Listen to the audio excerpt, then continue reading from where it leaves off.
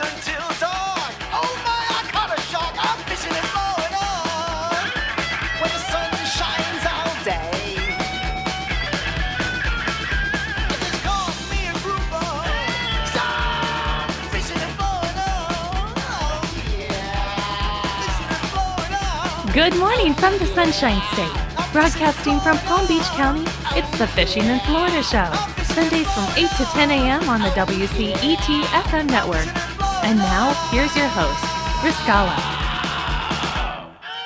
Good morning. Thank you for joining us. It is the Fishing in Florida Show. I am your host, Riscala. This morning I have Carolyn with Atlas Trax with me. If you want to protect what you love to the max, who are you going to call? Carolyn at Atlas Trax. Welcome, my dear. Well, good morning to everybody on this gorgeous Sunday, South Florida morning. I tell you, it is. I looked at the map. The radar this morning, and there's nothing. So I don't have any links to the cameras. I know you have links to different cameras, but I could imagine it's just like a big puddle out there this morning. It is flat calm, and I jumped on sunny.com. Does really great cameras in South Florida for a lot of the beaches, the hotels.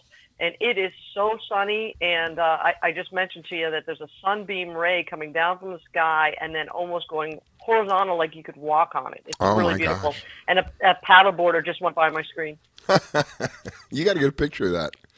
Oh, my gosh. Yeah, absolutely. It was just that gentleman must be having a great time out there this morning.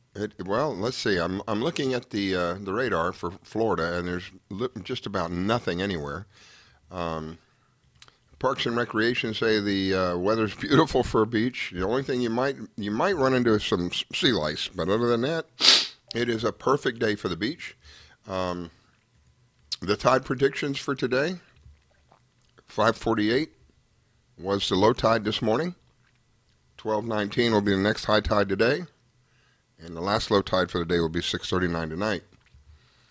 The marine forecast for our area.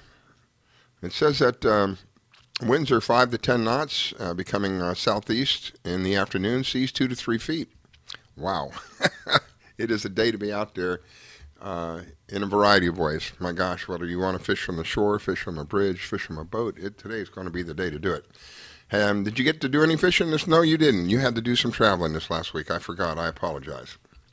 Yeah, no, that's okay. I'll share that with my listeners because it is so important to everybody. Unfortunately, and without any information, I lost my father to COVID in North Carolina and had to go up there and say goodbye and figure out why nobody called me. Sadly, we found out on the internet. So, you know me, I jumped in my car, grabbed a girlfriend, and just did the drive and got up there. It was a beautiful area, sad situation, but I had to get up there and say goodbye, and now I'm back, and certainly more things to do. But the family at least knows that I was there. So condolences, my dear. Yeah, I totally forgot about that. So we had a couple of. I think we had a tournament yesterday, right? Or no? Am I mistaken? Yeah, big tournament yesterday. It was Joe's fishing inaugural Fishing for a Cure. I'm pretty sure that a few of our guests did fish it. I know that Trae from Big Dog Tackle, who will be on today, actually hosted the captain's party. Oh, wow. This tournament was rescheduled from, I think, about a month ago from really, really bad weather. So it was the second go-round, and I think we'll have some real good stories. We've got a couple of the fishing teams on today. Well, great. Yeah, we get to hear what they have, the experience that they had. And I think there is another one coming up in January. Is there another one coming up in some kind of a tournament?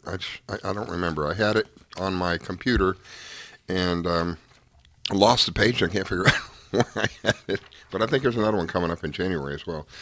So for those of you, and a lot of the sailfish tournaments start up now as well too. Yeah, it is that season again. So those of you who are interested in tournaments, there's a couple of different places. Do you know a good website to check for anything going on like that? Or do you have to go to a bunch of different ones? Yeah, InTheBiteMagazine.com is a really good magazine. They usually have the tournament schedules on there. They have a lot of great articles, a lot of success stories, team articles. So, InTheBiteMagazine.com is a really good place to go.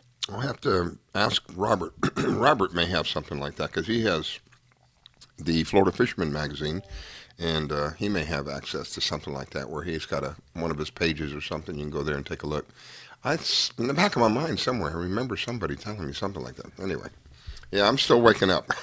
It is going to be a beautiful day here in South Florida, so if you don't have any plans, I would suggest that you make some, and they be outdoors, because these are the days that we wait for. It's almost like air conditioning out there.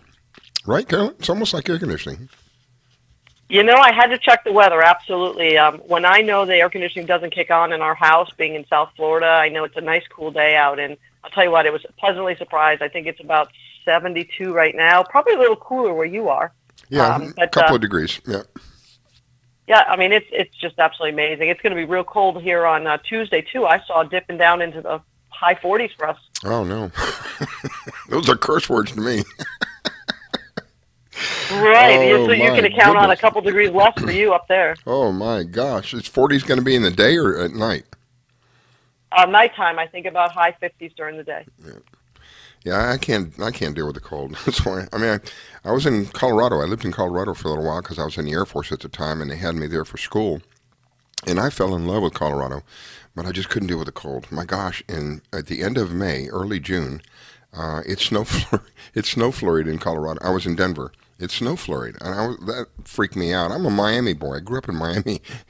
One time it snowed in Miami, actually 2 times, but one time it snowed to the point where, when it hit the ground, it didn't melt right away. It took 4 or 5 minutes. That was when that had to be back in the 60s sometime, early 60s. And then there was another time, and that would have been in the late 70s, I think. I'm driving to work, and it's snow flurrying on Miami on I-95, and people are so surprised that they're literally pulling over, getting out of their cars and putting their arms out like, oh my God, it's snowing. They couldn't believe it. Of course, as soon as it hit the ground, it was gone. But those 2 times, the only times I can think of it's ever gotten so cold that it would snow down here in South Florida. Now, up in Colorado, it can be 50 degrees. And you know how it is here with the thunderstorms. It can be bright, sunny, the beautiful day like we've got today, and in 15 minutes it looks like it's the end of the world. Well, they have a similar situation, but it's not rain, it's snow. It was 50 some odd degrees one day. I walked to the post office on base to check my mail, and I'm walking back to the barracks, and when I went there, it was about 52 degrees. I was inside the post office maybe a half an hour reading a couple letters and looking at some stuff, and then before I knew it, on the way back, it started snow flurrying. So it was like here, when we're dealing with a nice, beautiful day like today, in 15 minutes, it's like the end of the world. It's like that with snow over there. So I loved Colorado. It's gorgeous, but I just couldn't deal with the cold. And it sounds like we got Mr. Robert on. Good morning, Robert. Good morning, everybody. And yes, Colorado does get cold. I lived there for 2 years, and the second winter ran me off. I'm a Florida boy. I don't belong there. I couldn't. It's gorgeous, but I just couldn't do it. Go ahead, Carolyn. I was going to say, welcome to the show, Robert. It's been a couple weeks since we spoke, so looking forward to hearing what kind of fishing news you got. Yeah, he went fishing last week. Well, yeah, I did. And we originally went out to try to do some sight fishing for cobia, but the water was too stirred up, so we just trolled around a little bit and caught some mahi, and had a great dinner and had a great day. But, you know what one fisherman said to the other? Don't hide it, divide it. Where's my portion of that stuff? oh, well, I'll mail it to you. Well, I have to tell you guys, anytime you want to come fishing with us, that Chris does not eat fish. So everybody leaves with fish. Wow. And I'm the one that has to take a fillet and hide it. For me. So. Well, this last week, those of you who listen to the show on a regular basis, you would be familiar with Joe from Blue Seas Fresh Fish. This last week, I took advantage of what he was saying. Last Sunday, he was talking about how fresh the salmon was. They get it on Sunday, and he delivers it on Wednesday. That's pretty quick. So I had asked him to deliver some of the fish to me, and which he did on Wednesday, and I barbecued it that night. Oh my goodness, it was absolutely I saw the amazing. picture. It was, oh my gosh. It reminded me of the days when we would go fishing as a family, and we would catch fish and cook them right then. I mean, you couldn't get any fresher than that. That's what it reminded me of. It was so good. So if you guys want some fresh fish, Blue Seas Fresh Fish is a place to call. You'll find a link for him on our Facebook page. I think I've got a link up there for him. It is amazing. It really is. And it's reasonable. He delivered it to me. He doesn't typically come up this way, but he will for you. I mean, he'll make a special trip. He may have to charge you a couple of bucks to do it, but I got to tell you, it's worth it. It cost a little bit more, but you know what you're getting is when you see the fish, you know it's fresh. It's got the right color. It's got the right consistency. The texture is correct. When you taste it, you know, holy smokes, man. So that was a really nice experience for me this last week.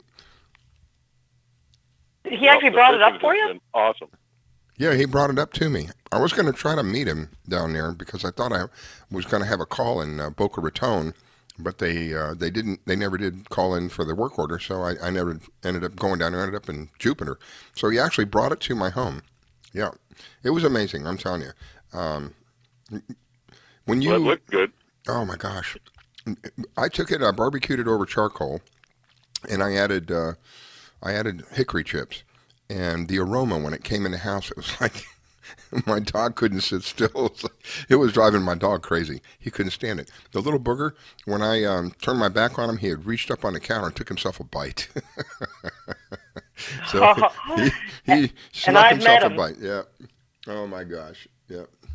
So Robert, I know you were doing some fishing last week, and you were saying about you caught some mahi.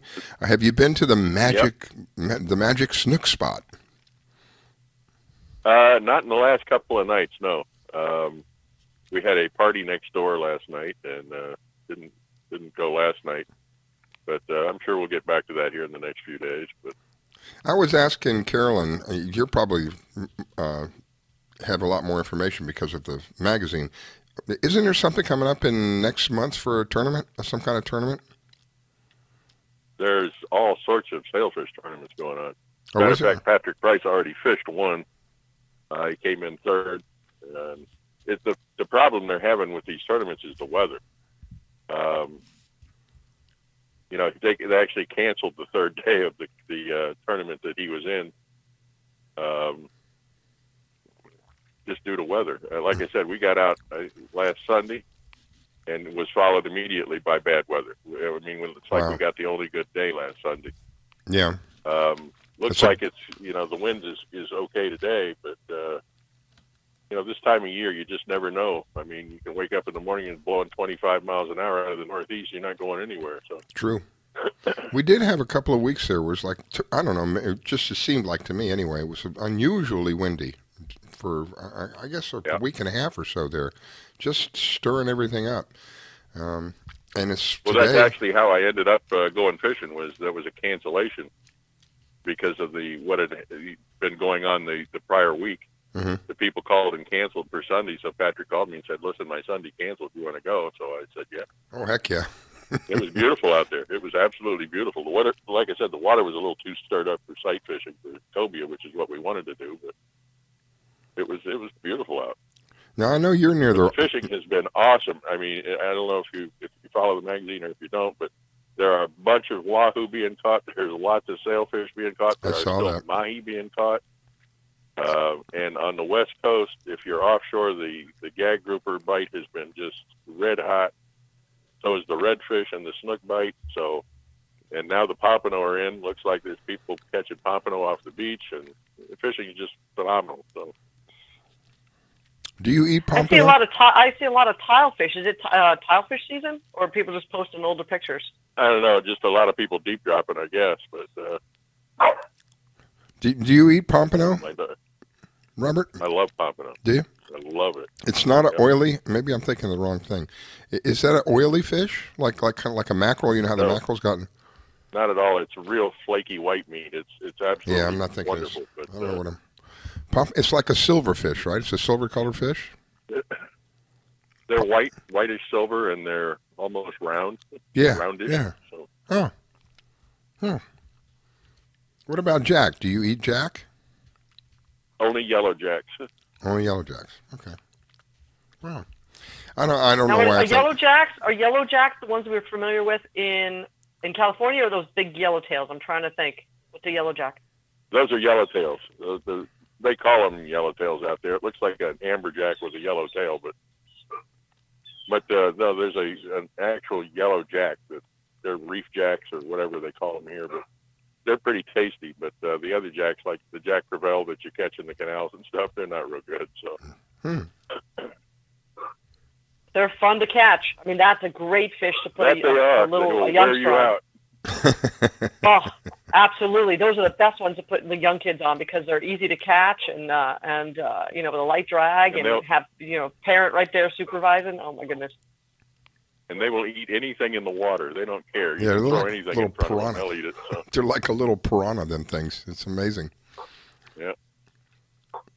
So I know that you're near. Go ahead. I was going to say, there in the last 2 days in particular, it looks like the wahoo bite really turned on because I got like 10 pictures from people. Oh, there's yesterday so with many wahoo, pictures I saw of the. Oh my gosh, all kinds of fish that you were mentioning that people have sent in to be in the magazine. It's just about everything. I could from wahoo to mahi to drums to what else did we see? God, just about everything you can imagine. God. Everything, every fish that's in Florida, peacock bass. We've got there was freshwater fish. everything. Yeah. Yep. So it's Florida Fisherman Magazine. In case of those of you who are not familiar, Florida Fisherman Magazine, www.flfishmag.com. That's where you're going to see all this stuff. And Robert, if it falls along his parameters and you send Robert a story, he'll put it in the magazine for you along with your pictures and stuff. This last edition, I don't know, maybe it's just my imagination. Does there seem to be a lot more pictures in this one? They sent so many in last issue that we actually couldn't use them all. Wow! We So there were more. a third of what they sent in last time. It would have been a whole magazine of nothing but pictures. But and we've got about that many this time. I won't be able to use them all, so I'm trying to use just the most holiday-looking ones, the festive-looking ones. So. So that's a place that you can see all the stuff that we were talking about, www.flfishmag.com. And if they have something they want to send you, of course, right now you're pretty packed up, but as we get into the new year, if they have something they want to send you, what is that? They send it to pages@flfishmag.com. Great. Anything else you want to share with us, Robert? And Carolyn owes me a picture. I do, and you know what? Every time I try and get out on the water, either the seas don't cooperate or I've got to run out of town. But I'll tell you, the girls are getting antsy, and it's kind of hard to look at a boat that has gas in the backyard every day that's covered up. So I got to do something about that. You got to use it or lose it. Or steal it. Yeah. Or that, yeah, or steal it. Yeah. Now I was going to ask you, Robert, I know you're near the water. Can you see the ocean from where you're at? No, can't see it. I'm about a mile from the ocean. Oh, okay. The river's across the street, but Well, Carolyn's pretty close to it as well. She's not right on it, but she's pretty close to it, and it is just a gorgeous day out there. Probably going to be one of those days that remind me of like you're in a big puddle. It's just hardly anything going on, and sometimes there's no wind. It should be a beautiful day out. Yeah, I'm looking again now. I mean, it's glassy on the ocean. I'm about 4 houses from the intercoastal, so I can kind of see the intercoastal a little bit, and then a little jump over the land, and then I'm right to the ocean. So if I wanted to swim that way, I can get to the ocean in about 30 minutes, but driving is a little bit longer like Robert. But I don't see any palm trees moving, no flags are moving. I mean, there's no clouds in the sky. It is just whoever's out there is having a stellar day. And it's like air conditioning outside. They are. It feels like air conditioning when you're out there. When I walked out this morning, it was just right. It was just like I was in air conditioning. It was amazing. Sunday, in comparison to last Sunday, when I walked out, it looked like the clouds had come down on the ground. Fog was so thick I could almost not see the house directly across the street from me. It was really, really thick. Big difference between last week and this week. I'm just looking at the thermometer on my back porch. It says it is 62 degrees. So. Oh, my gosh. How is that? Those are the days that I wait for around here because I do get tired of the heat. I'll admit I do get tired of the heat, but I can't stand the cold. So this is right in between, anywhere between 60 and 70 for me. Oh, my gosh. I'll take that all day long.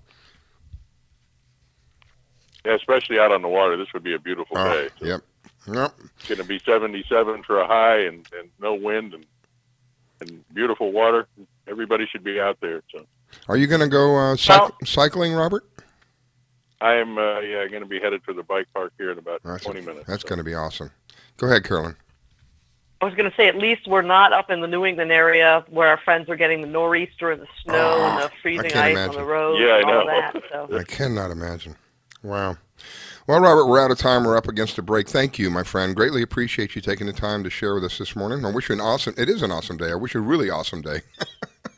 You guys have a great day and a great week. And Carolyn, you owe me a picture. So. You got it, Robert. I'll definitely come up with something for you this week. You're listening to the Fishing in Florida show with your host, Scala Stevens. Don't go away. We'll be right back.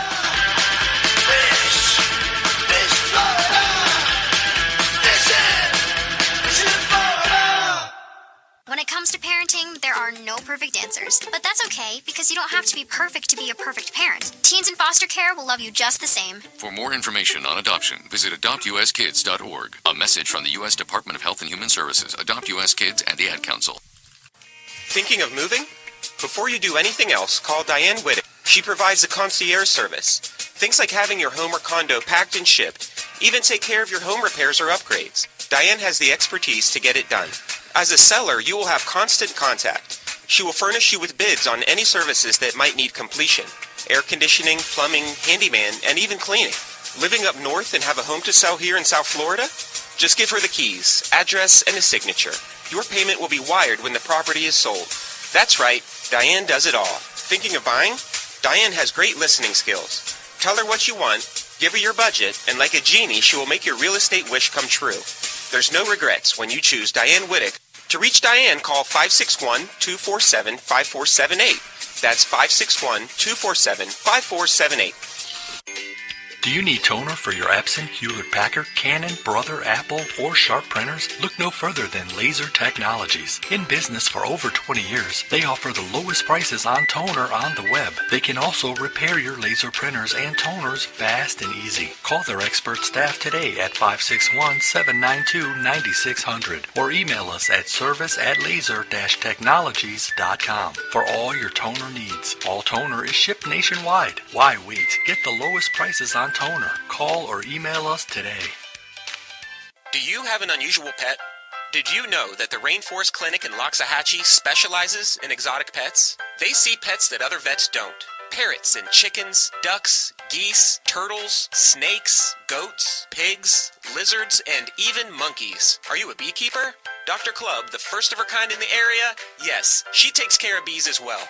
Dr. Susan Clubb has decades of experience and known around the world for her reputation as a premier avian vet. Located at 3319 E Road in Loxahatchee, just a short distance north of Okeechobee Road, you will find a modern clinic with in-house labs, which allow you to get your test answers quickly. You can find them online at www.susanclub.com. That's www.susanclubb.com. Or you can reach her at 561-795-4878. It's Dr. Susan Clubb. That's 561-795-4878.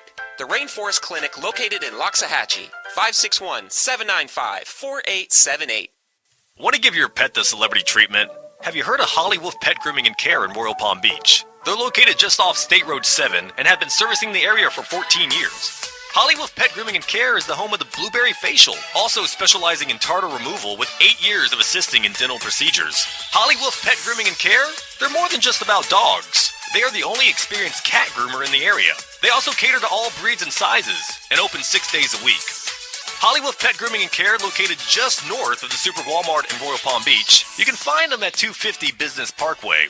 They specialize in shampoos with no extra charge. Flea and tick dips also available. Hollywood Pet Grooming and Care. You can give them a call at 561-793-9992. They also provide gift certificates for those looking for that special present. Hollywood Pet Grooming and Care. 561-793-9992. They're located in Royal Palm Beach. That number, 561-793-9992. Call for your appointment today. This station is now the ultimate power in the universe. We have ignition. Strap in. 5, 4, 3, 2, 1. I grab my fishing pole and cast it in the water. I fish until dawn. Oh my, I caught a shark. I'm fishing and blowing on when the sun shines all day. They call me a grouper, 'cause I'm fishing and blowing on. Oh yeah, fishing and blowing on. Good morning from the Sunshine State. Broadcasting from Palm Beach County, it's the Fishing in Florida Show. Sundays from 8 to 10 a.m. on the WCET FM network. And now, here's your host, Riscala.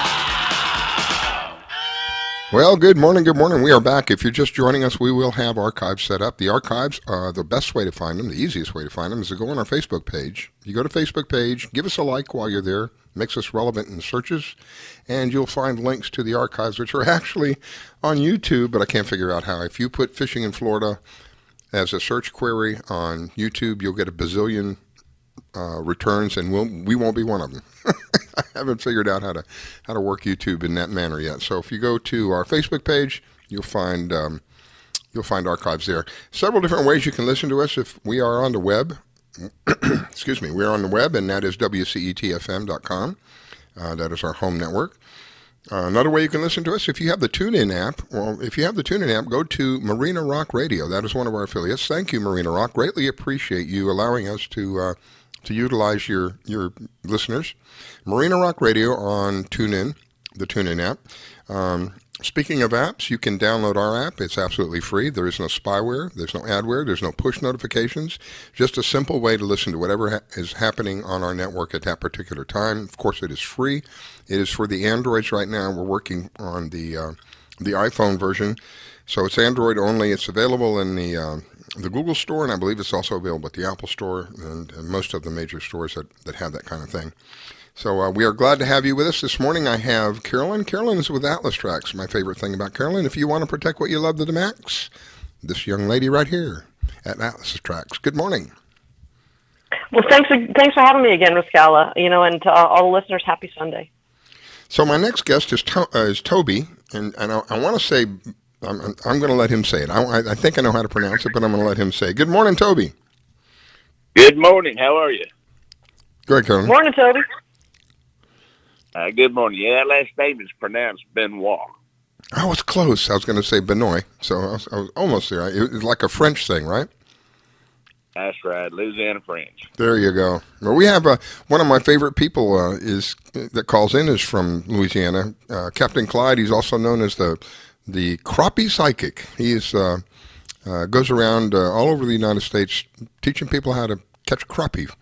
But we're going to talk about something that's a little different. You and I had a discussion off the air, and I was amazed at what you told me. So let's kind of pick that up a little bit again. Tell people what you do. Well, we go down the Everglades and we catch invasive species, trying to rid the environment of the invaders, bring our Florida's natural ecosystems back into balance. And what have you found out there? Now, that's the part that flipped me out. We found all kind of stuff out there. The big thing right now that people are putting the most attention to are the Burmese pythons, and they've just pretty much taken over the glades. There's areas of our Everglades right now that the mammal population has been depleted by 90%. Oh my gosh! Because of the Burmese pythons' voracious appetites. They were released from a breeding facility back in 1992, and the purpose of that facility was for the leather for the fashion trade. Hurricane Andrew toppled it, and approximately 400 pythons escaped into the wild, and today we have over 330,000 estimated pythons all over, Florida. And they've been found as far north as the Swanee River, but the large majority of them are still down pretty much in the bottom third of our state. That is absolutely astonishing. to hear that one of them was found as far as the Swanee River, that just gives you an idea how far these things can travel. What do you think is the average size of one of these guys? Average size right now, they're picking up a lot of 8-9 footers. That's pretty average. So these aren't little guys. Now, go ahead, Carolyn. Correct me if I'm wrong. If you guys catch them, do you have to take them to the state of Florida to just register them, and then you get to take them home and do what you want with the hide? I think I have a friend who was telling me he does something like that. The contractors that are employed by the state, there's 2 state agencies that are employing contractors. That's the South Florida Water Management District and the Florida Wildlife Commission. And they each have 50 contractors that are around the clock out in the field catching these snakes, and those snakes do have to be turned in. But because of the COVID, they've closed down the check stations, and everything is done online now. They'll take a picture of the snake and a GPS ping of where the snake was captured, and they'll submit the data to the state. What happens to the snake afterwards? Snakes are euthanized humanely, skinned and processed for the leather trade. There's a shop down in Venice, if you ever have an opportunity to visit Venice, Florida, Orchid Envy, and she hosts the Florida Python collection. Wow! And they're turned into high-end leather products, boots, wallets, handbags, just beautiful, beautiful accessories. Wow. So you and I talked about some other things. Some really. What else have you found down there? Oh man, some of the most fun critters that we go after, the Asian swamp eels. And it's just a lot of fun catching them because the saying slippery as an eel. Mm-hmm. You get them hands on and trying to hold on to them. It's pretty fun. We found some of the large cane toads, which they grow to about the size of an NFL football. That's a serious frog. And our last trip down, we got on a caiman, which is about 7.5, 8 foot long.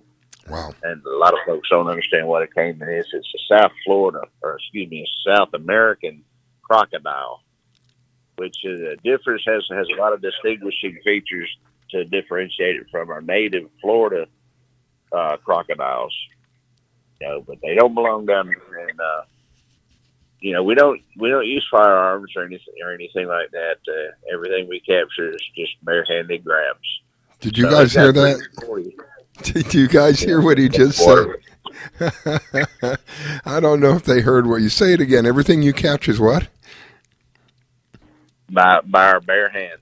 No firearms, no traps or tactics. You just go in and get them. Good gravy! Who now that would be some great video to catch. But I have a question. If you're going down, you don't really know what you're going to catch. You're not targeting something specifically. You just roll around, and if you see it, you catch it. Is that kind of how that works? That's pretty much how we operate. Yeah, I mean, there's a lot of people specifically looking for the pythons because with the bounty program set up for the contractors and the money they can get from the leather. Then, there's some financial incentive for a lot of guys to go out after the pythons, but they're overlooking everything else. We got 72 species of reptile alone in South Florida right now that just doesn't belong there, and they're wreaking havoc on our ecosystem. So, when we're in the glades, we have the full list with us, and anything that we come across that's on that list, invasives, we catch it and report it. So how big is the boat that you're in when you're doing this, and how long you're all in the Everglades before you get a full up boat? Well, the boat, my boat is only 18 foot. It's an 18-foot sea arc with a full front deck, and we've got a 90 Johnson on the back pushing us around. But we get up on the high ground, up onto the islands and the levees and such throughout the network. And you have to keep everything, you have to keep it all alive until you check it in? So you got things squirming around on the boat? Yeah, we bag them up. We'll put them in bags and tie it secure so they can't escape. And that's just out of necessity from my end, not having to carry around coolers full of ice. Just keep them alive until you get to a more opportune, place that's set up to process them. Otherwise, if you don't have them on ice, the scales start slipping off the skin, the meat starts to spoil and such. So, best to keep them alive. That's the part that really amazed me, Carolyn. They catch them by hand. They go out and catch some of these snakes. He says the average is 8, but they're a lot bigger than that. Some of them, a heck of a lot bigger, twice that size. I thought I saw an article not too long ago, and I think it was in the Orlando area or somewhere near that area, where they had ones like 18 feet. One of these guys. It is amazing. Yeah, they've got a few in the 18-foot range. There's a couple of 19-footers that have been caught now. And the constrictors, they're pure muscle. They are just ridiculously strong. And one of the South Florida Water Management District python contractors, Mike Kimmel, he goes by the moniker Python Cowboy. He was out hunting solo, and he tried to go against a 15-foot female and nearly lost his life. Wow. Yeah, we always try to hunt in pairs. And the unique thing about his encounter, she opened up his arm. She actually got a bite on him, and he was bleeding out something fierce from his artery. And he was still able to subdue the snake. He wasn't able to kill her, but he subdued the snake and got back to his boat, bleeding like a stuck pig. And he filmed the entire thing with a GoPro. Lord have mercy. Wow. So it's on YouTube under his YouTube channel for Python Cowboy. If you ever want to see it, it's pretty unique. Well, while we're talking about cowboys, I got a cowgirl on the line with us as well. Good morning, Angelia. Good morning. I didn't mean to intrude. You're welcome anytime you want, dear. I just wanted to listen to my pal Toby here. I got to tell you a cute story, Riscala. You'll love this. Toby had invited me out to a weekend in the Everglades, and it got canceled for, crazy reasons. But as I'm talking to Toby and I'm planning on coming up, I ask him, I say, Toby, I don't have any firearms really with me. What do I bring up? And he goes, honey, we're in the Everglades National Park. We can't have firearms. I said, well, then how the hell are we catching these snakes? He says, you get in there and you wrestle them down. It is like, you got king. It is at that point I'd say, well, Toby, you just have yourself an awesome day. Call me when you get back. No, I figured I'd be the girl like sitting up against a tree stump with a GoPro laughing my butt off, Oh my goodness. Oh no. What do you think? I need to make sure I ask. You can get control of them pretty quickly. Otherwise, you grab them wherever you can and you start dancing with the devil, try to keep him off of you. I just can't imagine. Go ahead, Carolyn. I was going to ask how many times you've been bitten by a python. Oh, that's a good question. Oh gosh, I couldn't even count. Many dozens of times. So when you get bit, are you going to now have to wait for him to unlatch his jaw? Or are you peeling him off of your arm somehow, or you just got to sit there and wait till he decides to open his mouth? No, you peel them off, you push them forward. See, they have double rows of backward-facing teeth that are sharp, kind of like little fish hooks. And once he latches on, the worst thing you can do is try to pull away from him because he's just going to rip and shred the flesh. Yeah. But once he bites, if you'll just calm yourself, you can usually get him behind the head, push forward to get the jaws out, then finish shredding his jaws and get away from him. I've had small ones, swallowing, my hands, my thumbs, and whatnot. I just let them keep going and see how far they're going to take it. Isn't that crazy? Okay, I'm sorry, but there's nothing going to be calm about me if a giant snake has its teeth in my butt. Yep. I would be changing my underwear. You've got to let go. I admire the tenacity here. You really do. And then he's also talking about the caimans. Now, people may not know, we do naturally have crocodiles here. Let's try it again in English for Scala. Saltwater crocodiles. I think they're in the Keys area. Am I right, Toby?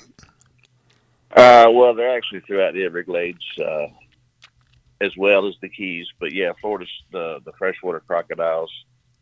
And we have saltwater crocodiles too, right? Well, they're freshwater crocodile, but yeah, you do find them on the beaches and in brackish water at times as well. So to find one of these caimans, and the caiman is from South Africa? South America. It's a South America. American crocodile. Yeah.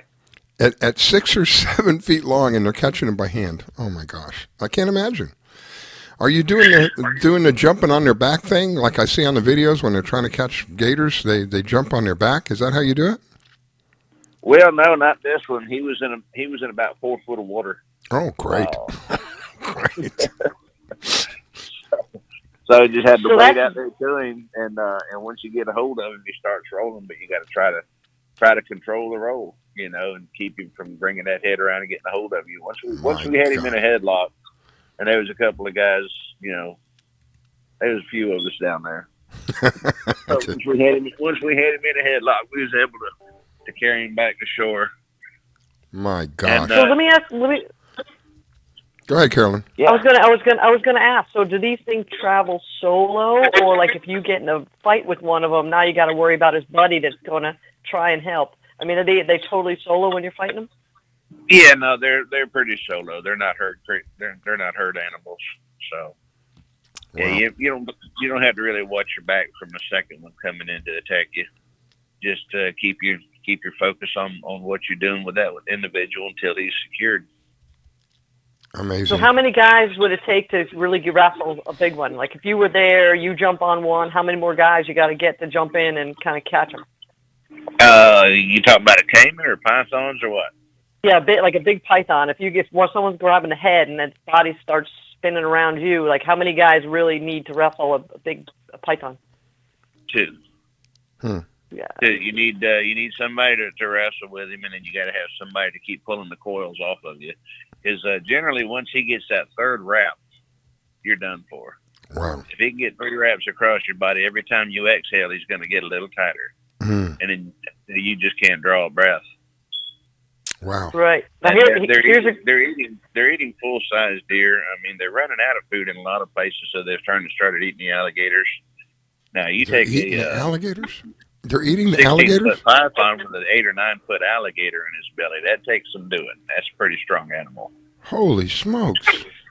I can't imagine them eating alligator. I figured they'd burst open if they try to eat an alligator, or maybe the smaller alligators. Is that what you're talking? How big of an alligator are you talking about? Well, they'll regularly attack 4 and 5 footers and eat them with no issue. But they found as large as 9 foot. Oh my gosh! And you imagine a snake that's strong enough to take on a 9 foot alligator. That's some impressive. serious stuff, man. Holy smokes! So you found. Go ahead, Carolyn. I was going to say, do you guys look at the stomach contents for research or anything to see what's in there, or you guys are just surrendering the snake? You know what? Used to, absolutely, but then once you get so many, and it's usually the same thing. Lots of birds, lots of rats, rabbits, otters. If you find one with a large, interesting looking bulge, of course we're going to open up and see what's inside of him. But generally, we don't bother because it's always the same thing. Wow. You only look at a few thousand of them and know what's going on there. My God, they're out there doing this by hand. Oh, Lord have mercy. And he brought up a good point. It's federal land, so you can't have a firearm on federal land, Right. So they really don't have much of a choice. It has to be done by hand. So you mentioned the toads, the eels, the caiman, the pythons. What else have you seen out there? The green iguanas. The iguanas, yeah. Are a big, tegu lizards are a big ticket item. Everybody's looking for the tegus. And they are actually a relative of the Komodo dragon. Wow. Just a bit smaller. But they'll get about 3 or 4 foot long, and they're pretty intimidating looking lizards. And then there's the smaller stuff that's really harmless, but it just doesn't belong there. You know, it's in direct competition with our native wildlife, and they need to be gone too, like the chameleons and the curly-tailed lizards, and things of that nature. Yeah, I've noticed. But the snakes, you know, we've got two types of pythons that are living down South Florida right now. It's the Burmese python, which is the most overpopulated, and then there's the African rock pythons, which are far more aggressive. They don't get as large as the Burms, but they're just a very, very aggressive snake. And like we touched on yesterday while we were speaking on the phone, there's quite a few invasive poisonous snakes, or rather venomous, not poisonous, but venomous snakes down there as well. They're fairly rare anymore, thank goodness. But, you know, we've come across the green mambas, a couple of cobras, banana vipers, you know.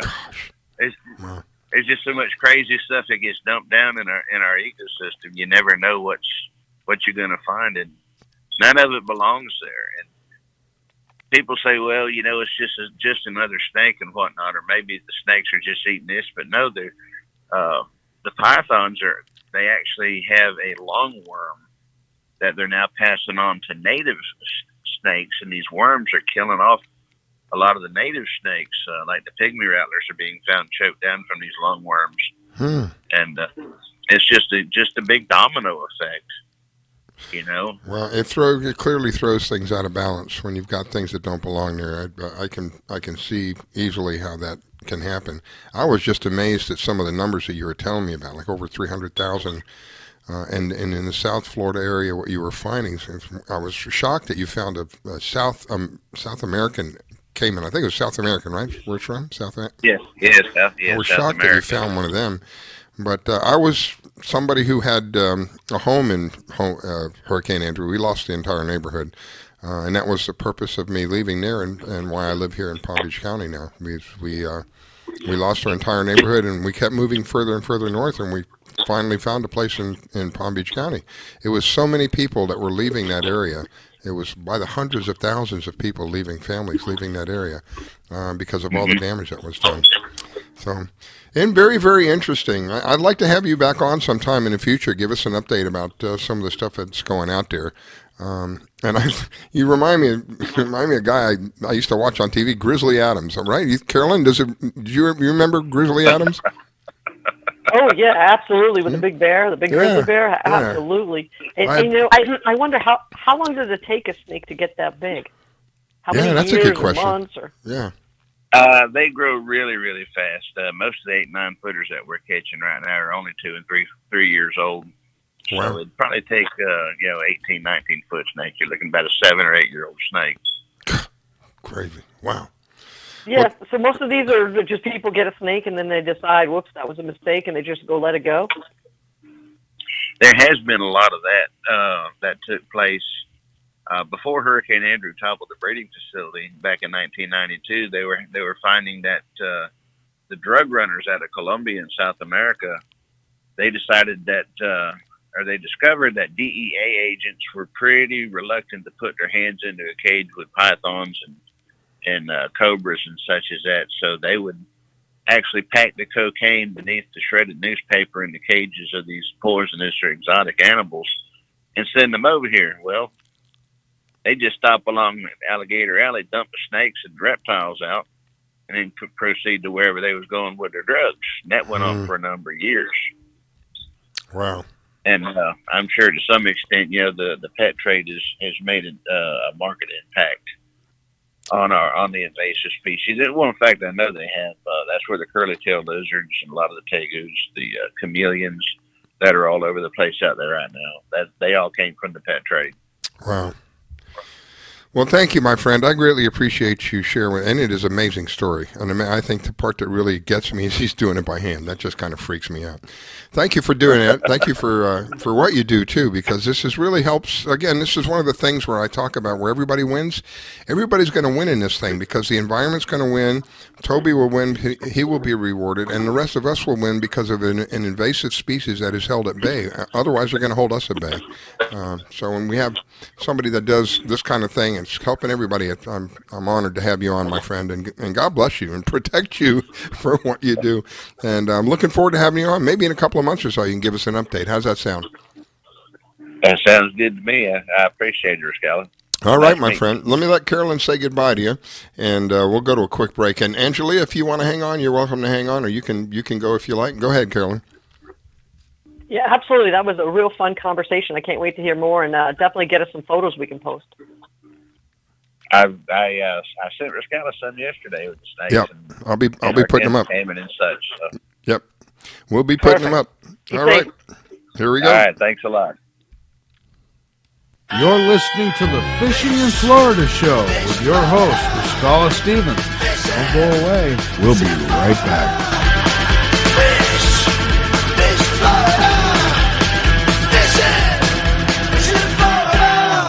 When it comes to parenting, there are no perfect answers. But that's okay, because you don't have to be perfect to be a perfect parent. Teens in foster care will love you just the same. For more information on adoption, visit adoptuskids.org. A message from the U.S. Department of Health and Human Services, Adopt U.S. Kids, and the Ad Council.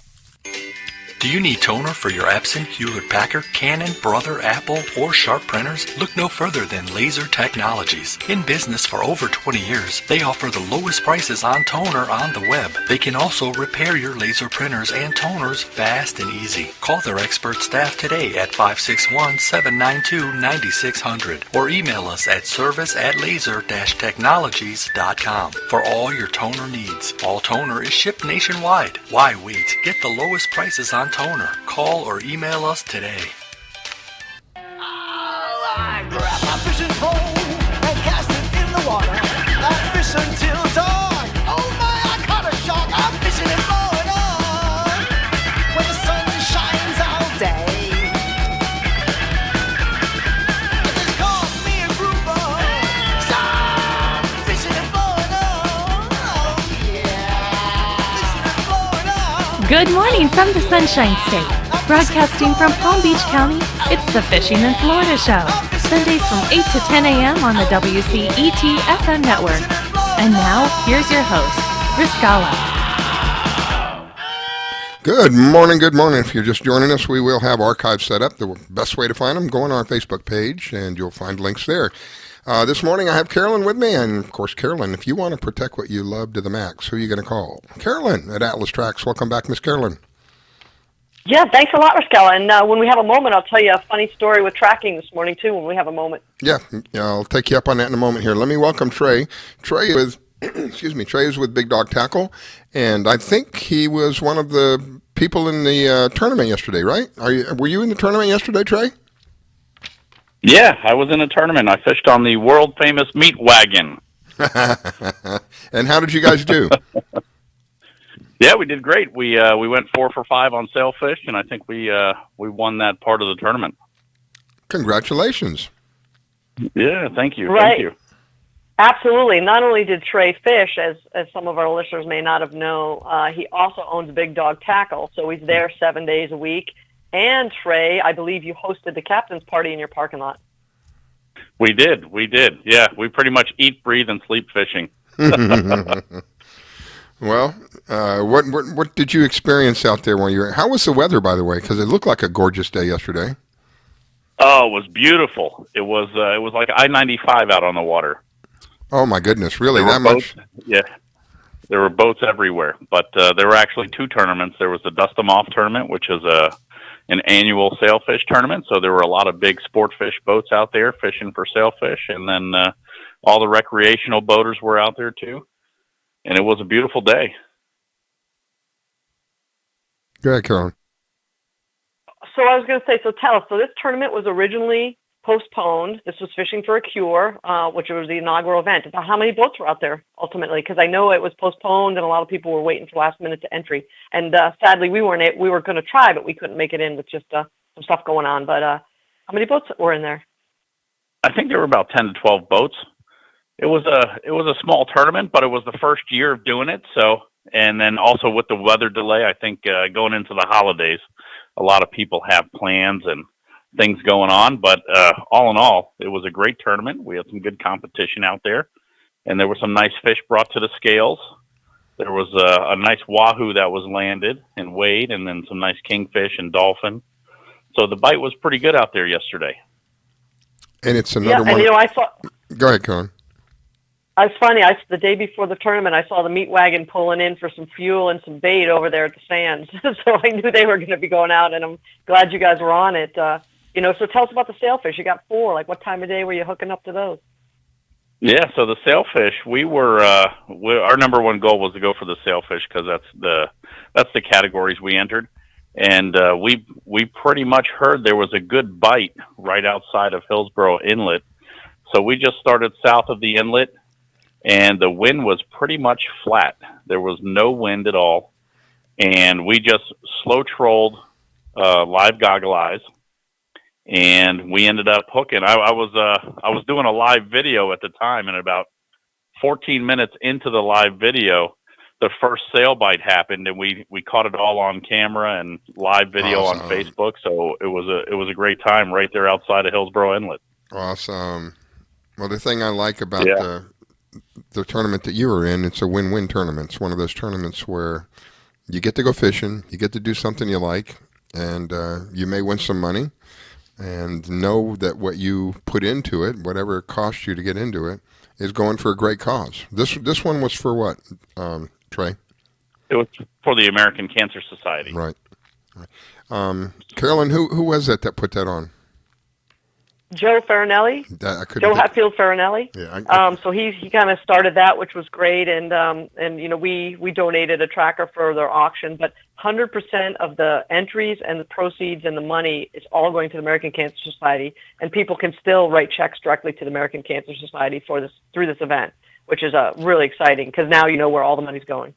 Everybody wins, and that's the kind of thing I like to hear about and try to promote. Everybody wins. That's great because cancer is a horrible thing to have, and Carolyn is a victor. She thinks herself as a survivor. I think of her as a victor. I think of people who have made it through such a deadly thing and come out on the other side, particularly with the attitude that Carolyn has. She has an attitude of a victor. I call them victors because sadly it's something that is quite common in our society today. 1 in 3, I think it is, that are susceptible to cancer. So it's something that is more than likely has touched people in one way or another. A lot of people in one way or another. They know somebody or them themselves, or one way, shape, or form, whether it's skin cancer or some other kind of cancer. So it's always good to know that for me, you're out there, you're fishing, you're enjoying the fishing, whatever it costs you, you know that money's going back to help other people. So you're kind of, in a way, you're paying it forward. If you look at it like that, you're paying it forward and you're enjoying while you're paying. I mean, that's great, right? What kind of a better deal can you come up with?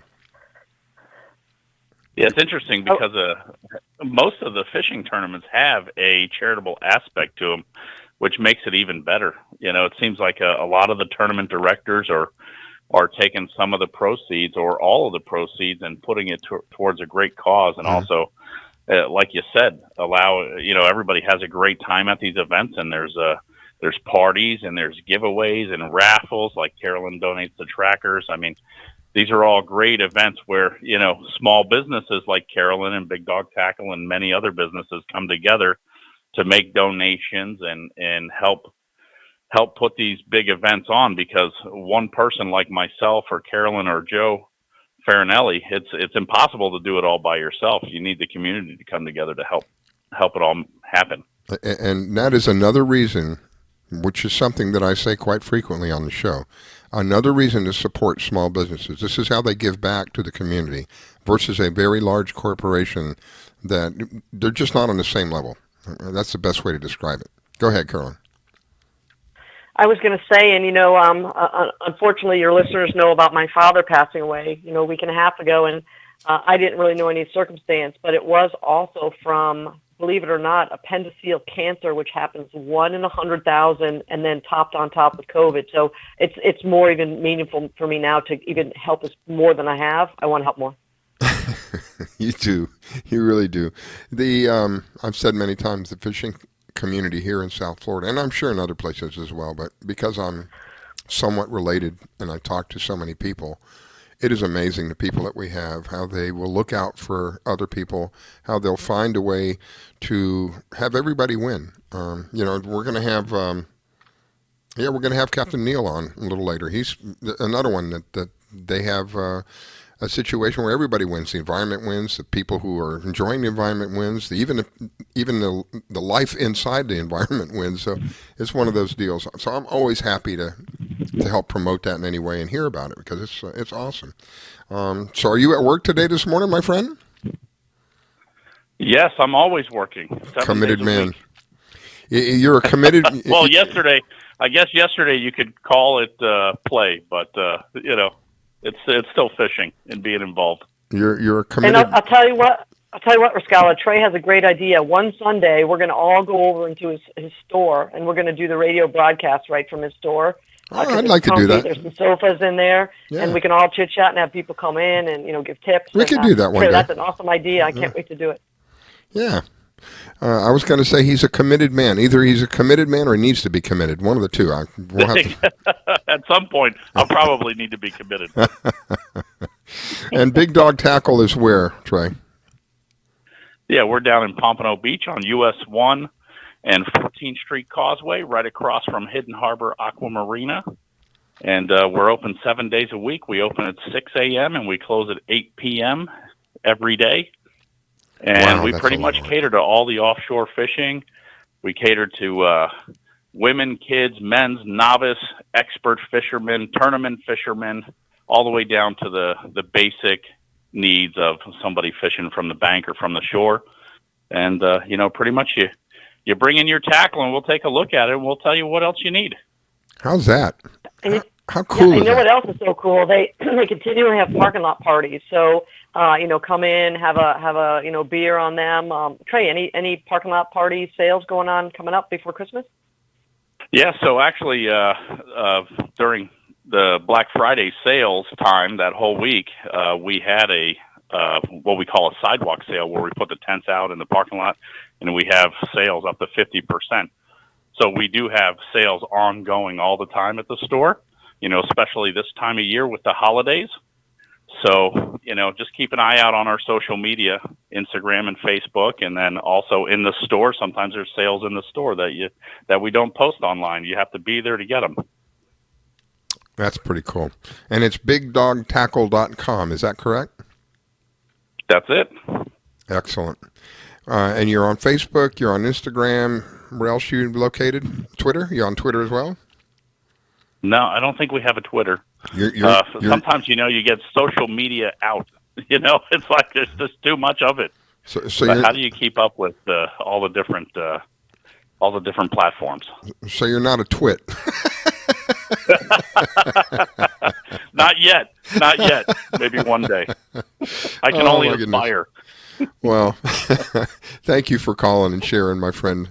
It is truly an enjoyable experience when you come on. I really like the idea of dealing with small businesses. It's something that is a passion of mine, and you have shared a couple of times some of the stuff that you do, and I don't think you can find that kind of thing if you go to a big store. Take the time to talk to people. You can give them your suggestions and your experience, share your experience with them. Yeah, I don't see that happening if you go to I don't want to mention any names. You just go to these big stores. You don't get that. Along with the giving back, that's a vital component of all of this.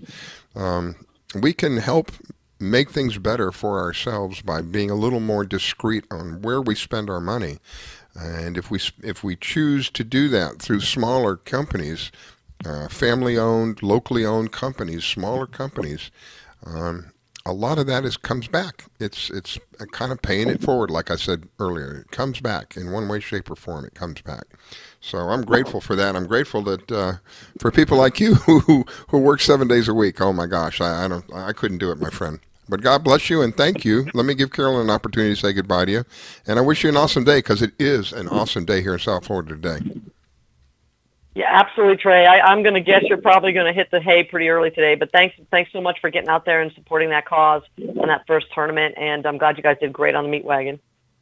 Oh, it's always our pleasure to get involved, especially when Joe came to us. I said, of course, we're going to fish. There's no doubt about it when somebody's putting the effort in and creating a great cause, and And you guys are amazing for always spreading the word and keeping the small businesses going. And thank you guys, as always, for having me on the show. You guys are amazing. God bless you, my Yeah, friend. absolutely. Hey, one quick question. Did you take your tracker, your big dog tracker with you yesterday? I did not. It was 4 o'clock in the morning, and I forgot. Hey, no worries. Make sure you keep that for safety. Just in case we have to come find you guys. Yeah, definitely. Thanks, Carolyn. All right, here we go. You're listening to the Fishing in Florida show with your host, Riscala Stevens. Don't go away. We'll be right back.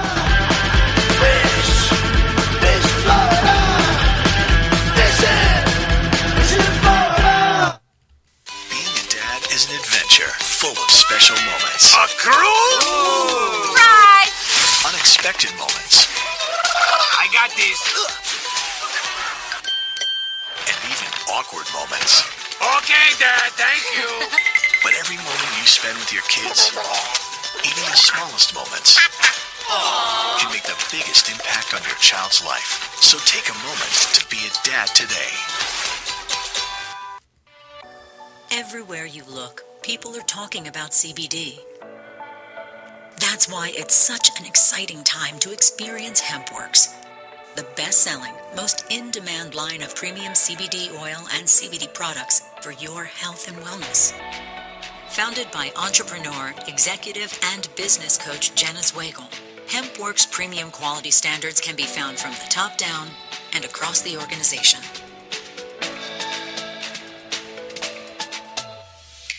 From hemp farms to clean extraction methods to safe bottling, every step in our production process is vetted, monitored, and traceable, literally from the ground up.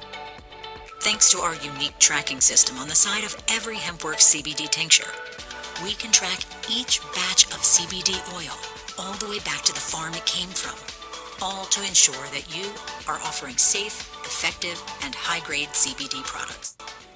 For more information, go to mydailychoice.com/red pill.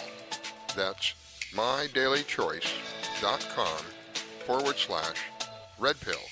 And you'll find a whole variety of products available for you. While other stations just talk a good game, we win it. Hey, sounds like somebody's having a lot of fun. And cast it in the water. I fish until dawn. Oh my, I caught a shark. I'm fishing and blowing on. When the sun shines all day. And they call me a grouper. So I'm fishing and blowing on. Oh yeah. Fishing and blowing on. Good morning from the Sunshine State.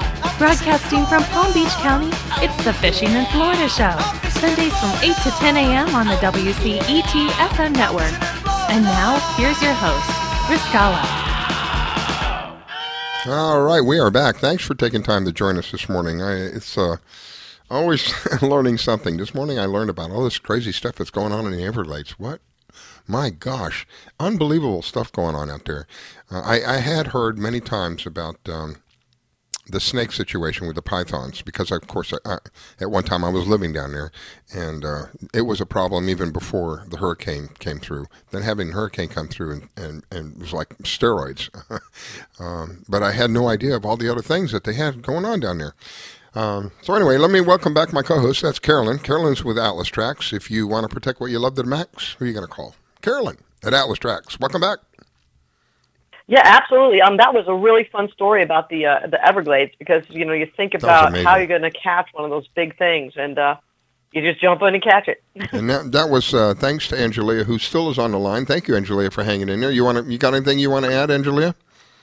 I just can't reiterate enough how hard I laughed when I heard that's how we were capturing them. I'm actually I have a certificate. I'm a guide in the National Everglades Park. I had to go through a system to get that certificate. And never once did I think that you can't carry a firearms. It just never hit my head when we were hunting for things that I think are very dangerous. So when I talked about guns and he said, "Silly girl, we can't carry guns on federal land," and he told me how they were catching these things, I couldn't stop laughing. I'm thinking, are you kidding me? Isn't that I'm amazing? thinking the little girl sitting up against a tree, like filming. Now keep in mind, Toby's a big guy, okay? So he's not nearly as intimidated as one of us small girls, but he's a big guy, and he's been trapping and working with nuisance animals and nuisance wildlife most of his life. So he doesn't have a whole lot of fear where it comes in there.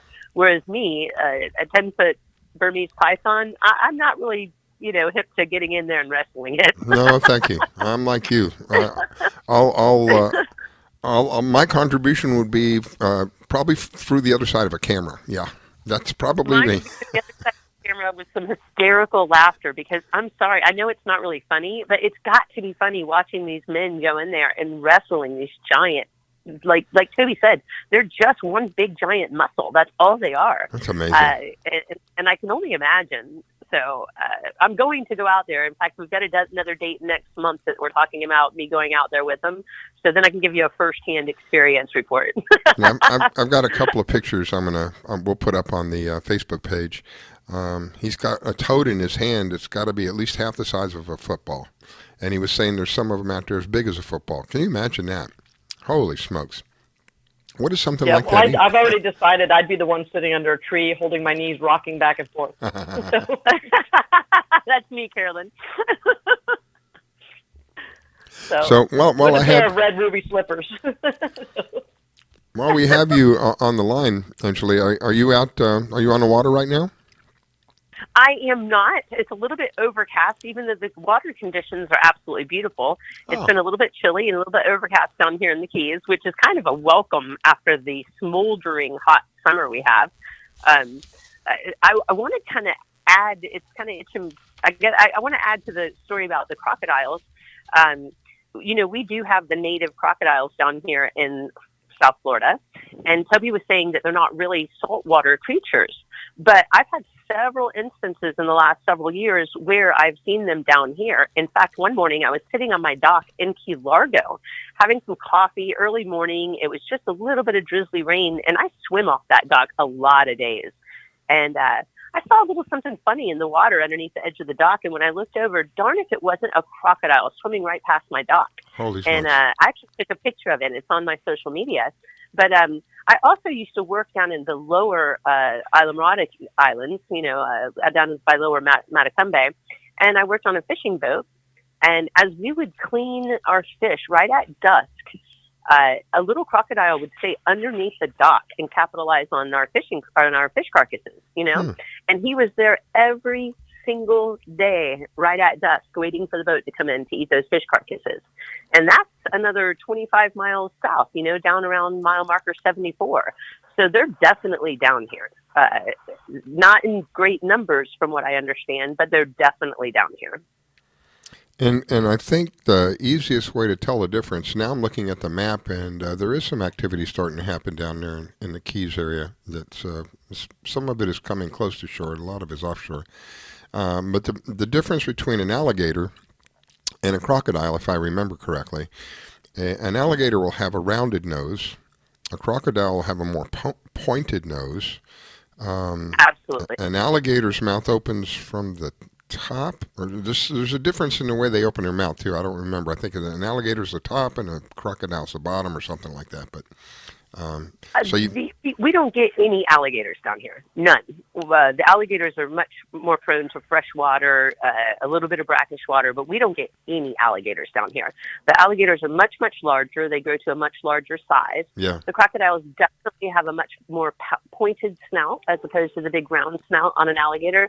And trust me, I grew up in Florida, so I've seen definitely my share of alligators. But the crocodiles seem to not grow as big. They stay a lot smaller. They have a pointed nose, and from what I understand, they're supposed to be much more aggressive than the alligators. I have not experienced that, thank God, nor have I experienced which direction their mouths open, thank God. And I just wanted to add, I don't want to get close enough to find out which way the jaw's opening. You know what? And here, I'll tell you another cute story. As far down here as like a few summers back, I had a really fun summer doing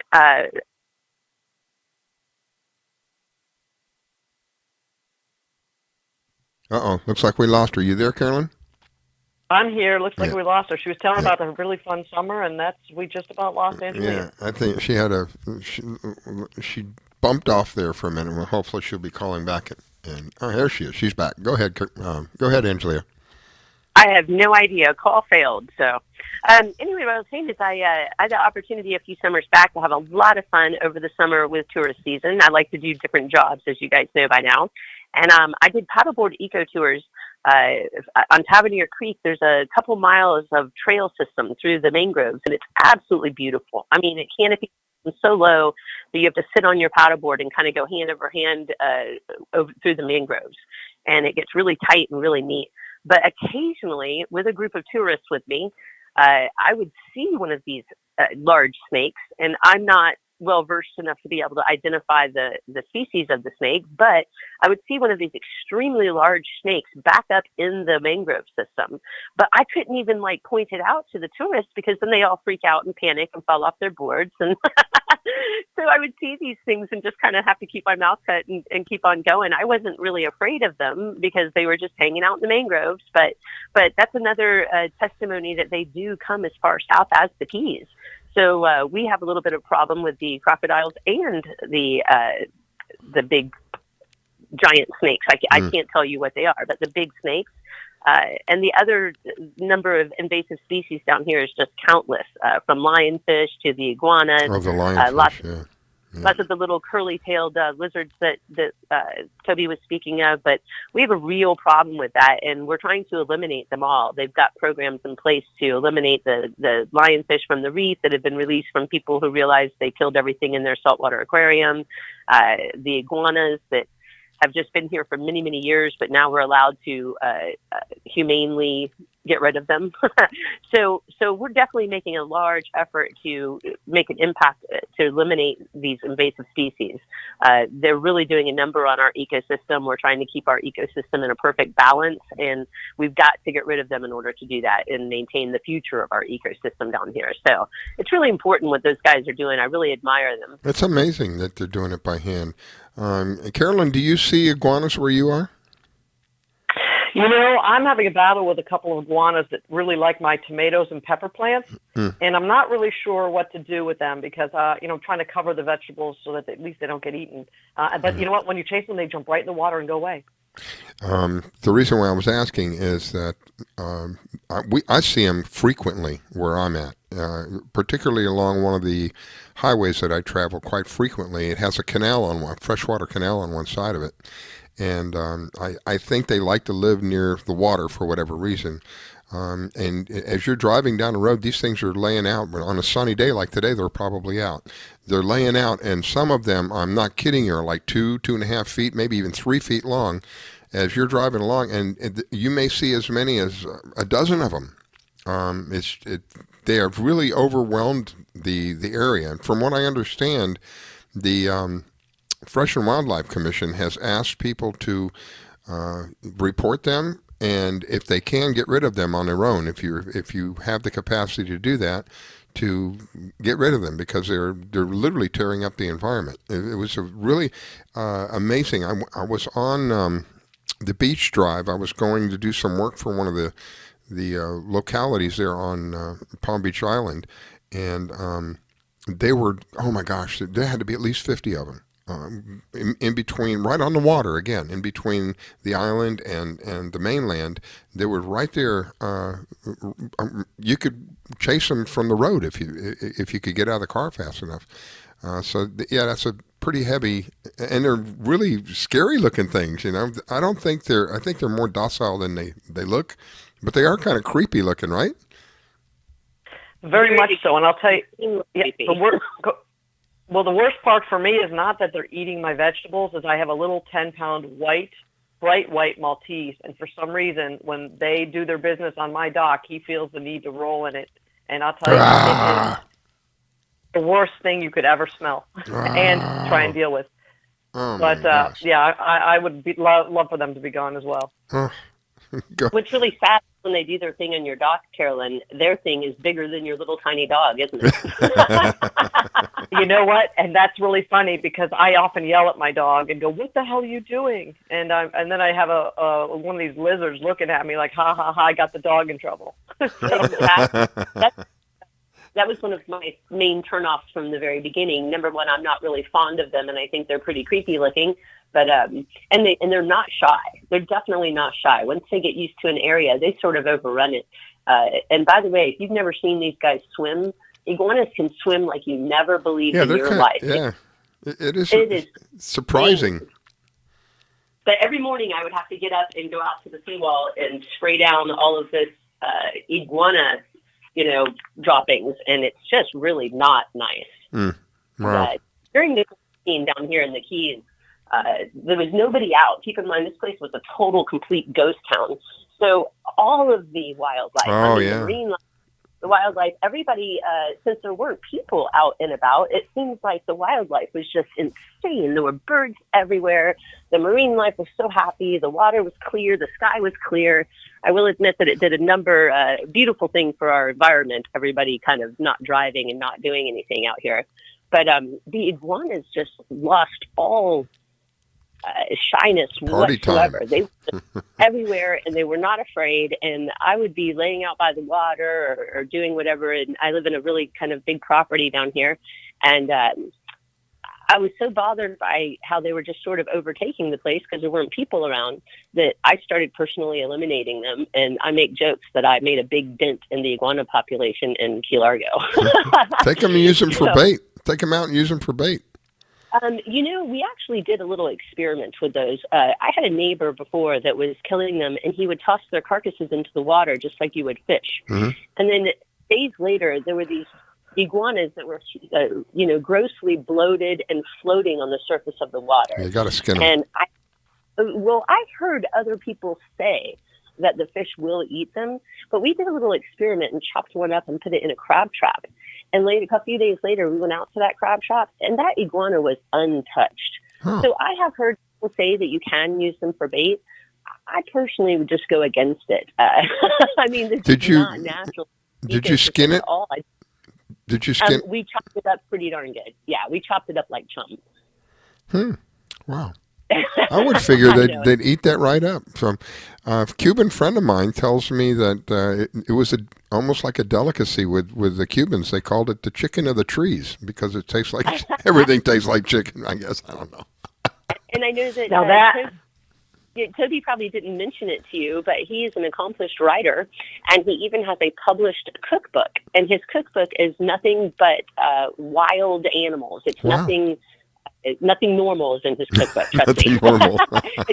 I'm telling you, recipes. it's Grizzly Adams coming back. I'm telling you, nothing normal. It's actually a cookbook that's all for wild game, and he actually has recipes in there for iguana. So, me personally, I'm going to pass. But I guess people do eat them, and I guess people do use them as bait. I was not successful with that, nor do I really have a good time trying with that. But yeah, whoever can use them as bait, great. That means they're dead and you're getting rid of them, so it makes me happy. Yeah. Go ahead, Carolyn. Yeah, and I actually, you were mentioning in the trees, and I'll tell you, I have a couple girlfriends that were laying out not too long ago, and one of them fell out of a tree, dropped right on top of her, and scratched the hell out of her because of their claws. So they're just creepy. Not to mention you get a little startled when you have a big, leather lizard that falls on you. God. But they are quite intimidating when they get big. And a cute story, during that quarantine at the beginning when the wildlife really started roaming free because of, no people around, I was laying in a sun chair in my backyard, and I dozed off, and I was all comfy and just a beautiful moment. And I felt something brush along my back from underneath my sun chair.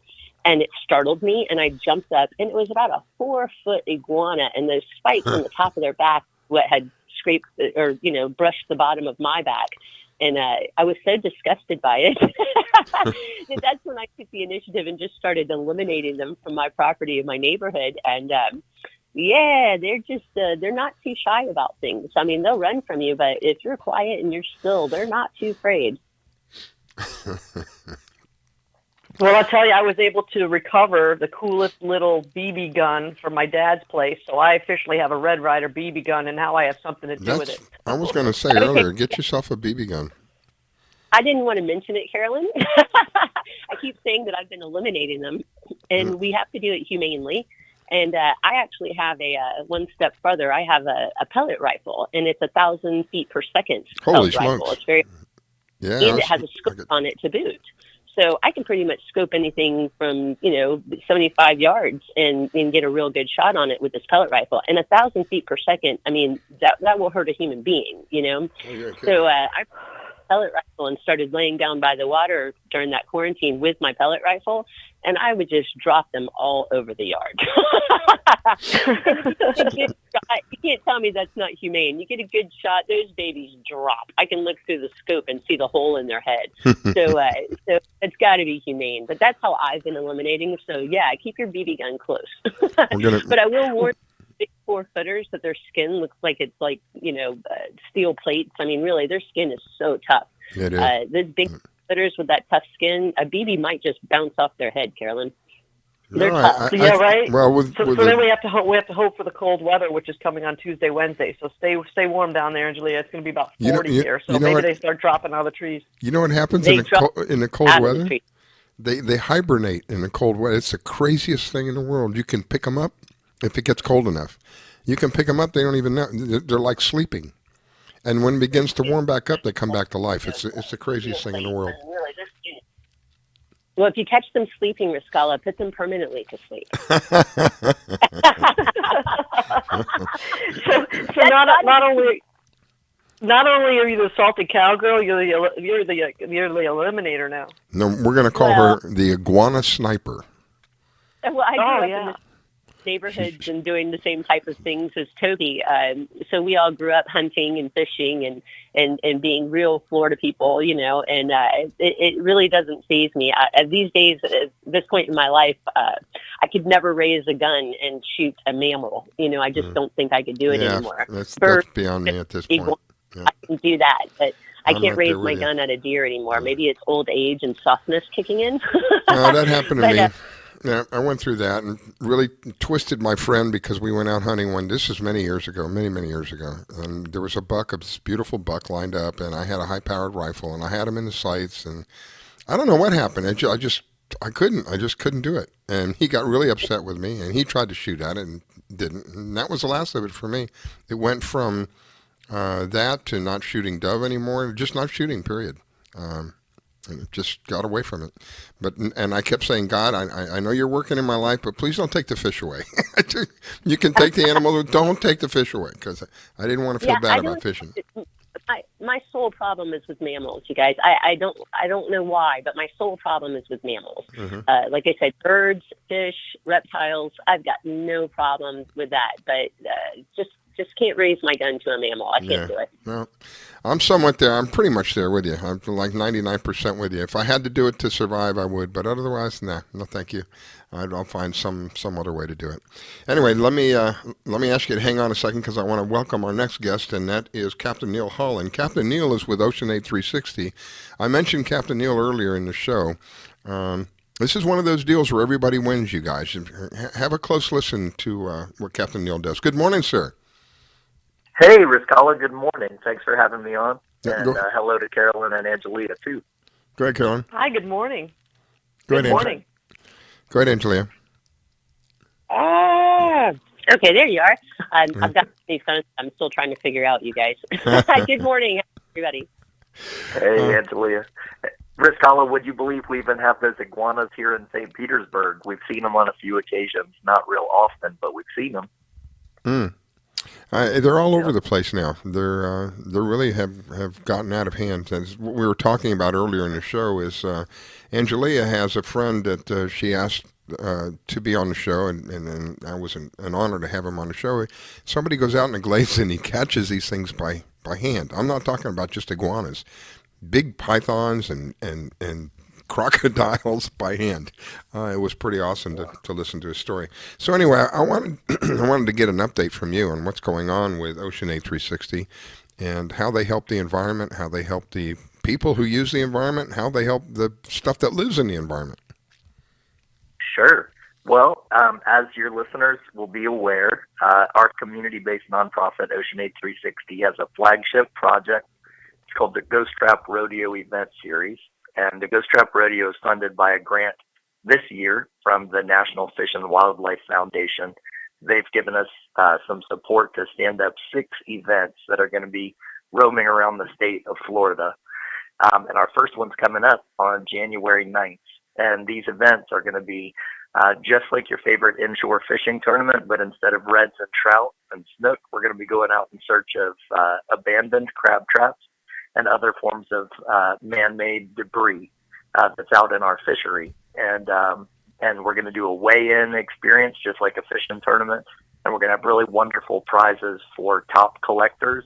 But the truth is everybody's going to go home with a prize, and we'll have a nice experience there for kids and great opportunity to learn about the impact of marine debris on our inshore fishery.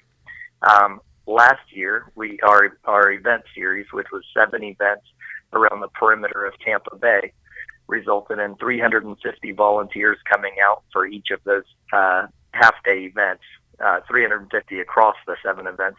And those folks collected 26,391 pounds of trash and plastics out of our fishery. Awesome.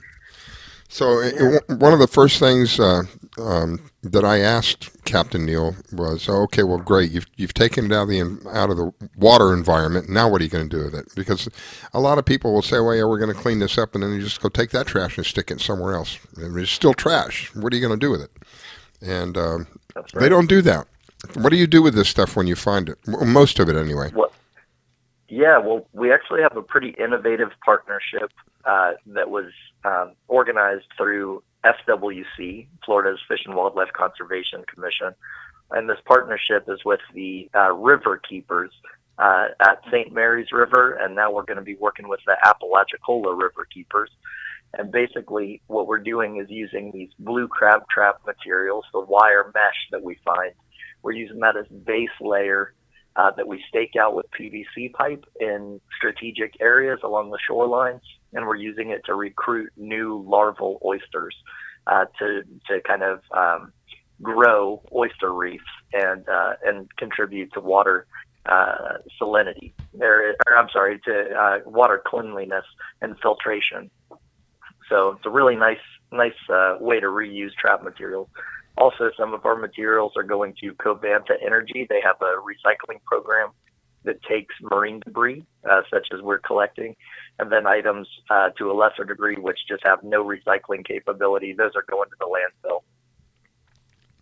Carolyn?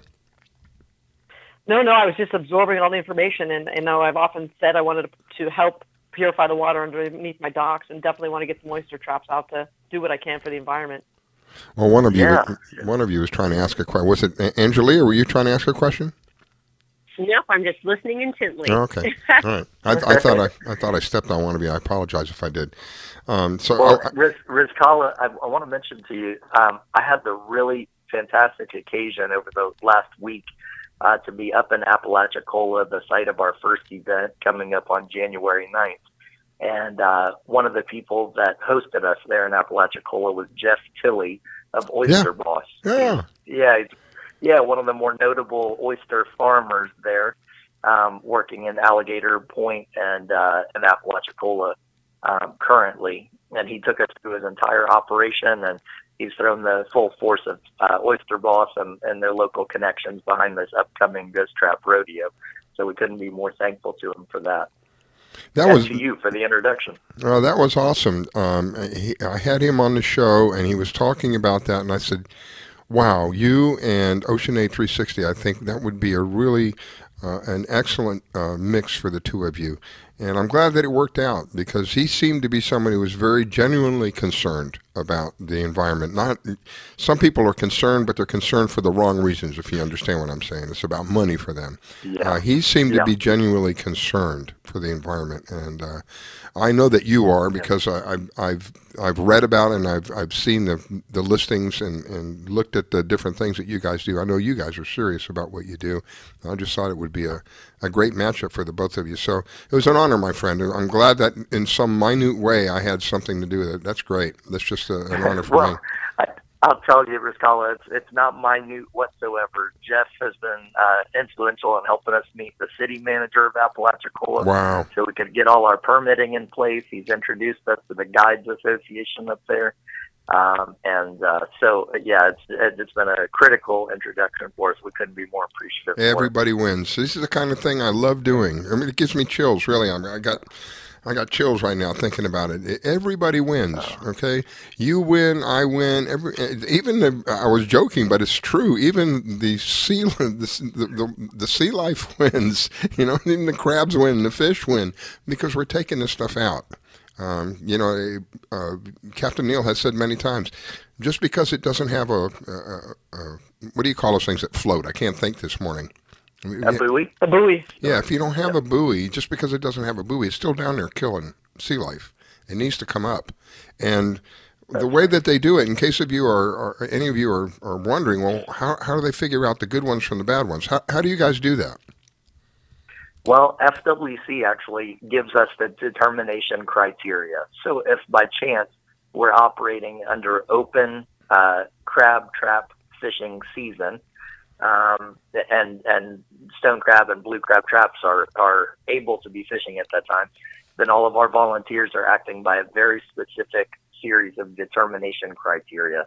In other words, if we come across a trap that we locate with our polarized sunglasses, and it's missing a line and it's missing a buoy, then that trap shouldn't be there unmarked like that. That trap is able to come out. If you find the trap tangled up in the mangrove bushes, that trap should come out.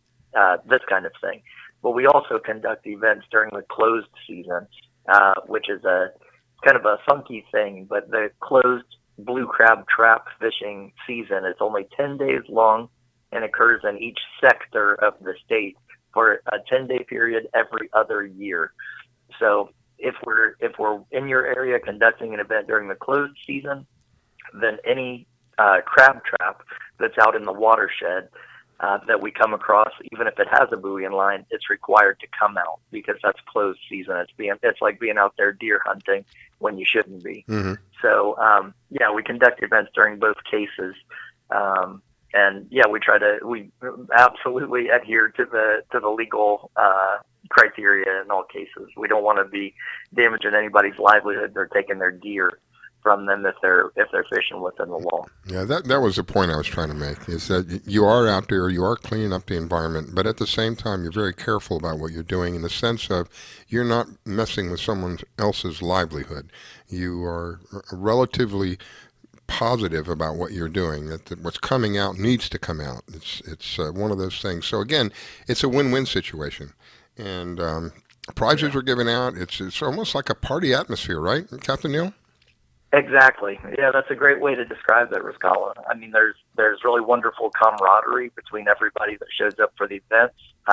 People oftentimes, there'll be fellows and women that know each other from moving around that fishery, and they might have seen each other on the water, and then there'd be plenty of people who are meeting each other for the first time.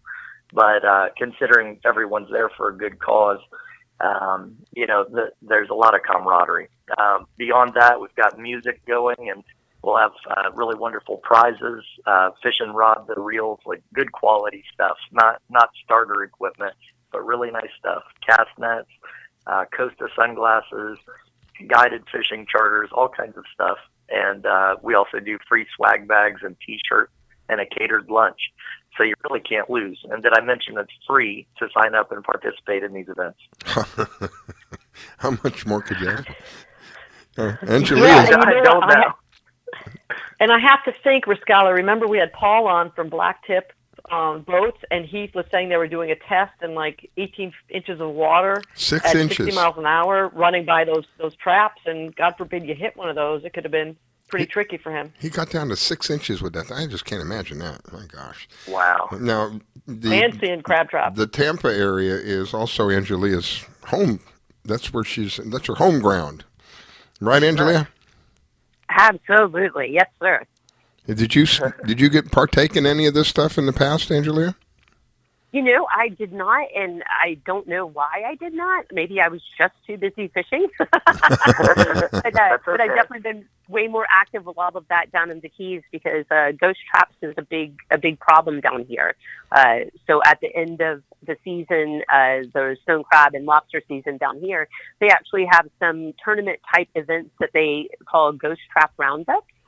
And they go out and collect all with diving gear, of course, they go out and collect these crab traps that the buoys and the lines have been cut off, and otherwise it would just continue to kill our wildlife. So It's really, we have some great programs down here to kind of try to eliminate some of the problems that we're having with our marine life and our wildlife. So, are you part of that, Captain Neil?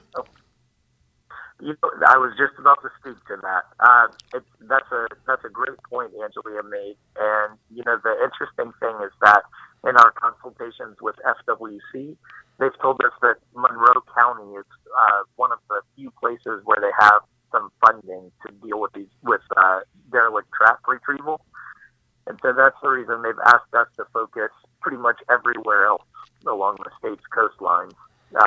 There's still some funding there in Monroe County. So we haven't been involved with the Monroe County or Florida Keys trap retrieval just yet, but we're actually looking at standing up one tournament maybe later in February of this coming year. That's going to be kind of an invitational tournament for some fishing guides to come out and try to lend some visibility to the cause. So we're looking at it. That's an interesting point. So, if I understand you correctly, the services that you're doing are for places who don't have a budget for it. Is that right? Is that close to being right? That's exactly right, Riscala. But I'll tell you something that is very late-breaking news, and I always try to have something just for your listeners that nobody's aware of yet. The FWC actually just lost its trap retrieval budget for the next 2 years because that funding has been reallocated to public health for COVID-19. So this work that we're doing through the Ghost Trap Rodeo and the sort of the smaller events that Angelia is referring to out of the Keys for derelict trap retrieval, it's going to be really important for folks to turn out and support these events because they're the only ones of their kind that are going to be happening for the next couple of years due to FWC losing its budget through reallocation to other areas.